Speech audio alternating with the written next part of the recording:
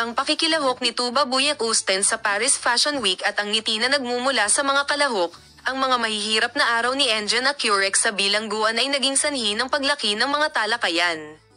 Gayunpaman, bago ang epekto ng kaganapang ito, ang iyong sikat na manlalaro ay naging kanyang huling pagbabahagi mula sa kanyang social media account sa halip na isang sunog.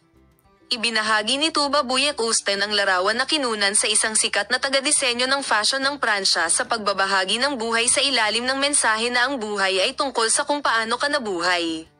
Bagaman ang mga salitang ito ay nagsimula ng isang mahusay na debate sa isang maikling panahon, nagkomento siya na hindi niya pinansin ang mahirap na sitwasyon ng malawak na Akur. Ang pagbabahagi ng Tuba Büyük-Östen ng libo-libong mga puna sa ilang segundo, habang ang mga tagahanga ay nahahati sa dalawa. Ang ilan ay nagtaltala na ang sikat na manlalaro ay hindi dapat kasangkot sa pribadong buhay, habang ang iba ay pinanatili ang sikat na manlalaro na may malupit na pagpuna. Nagkomento siya na kumikilos siya na parang ganap na nakalimutan niya si Tuba Engin.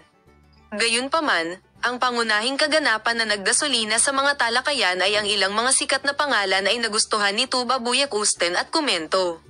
Si Tugba na nagbabahagi ng mga pangalan tulad ni Daphne Samieli at Serenay Sarikaya ay nag-iwan ng puso emoji, habang ang sitwasyong ito ay nagsasabi na ang suporta ni Tugba sa kanyang mga lobbies ay binigyan ng kahulugan bilang pagtaas.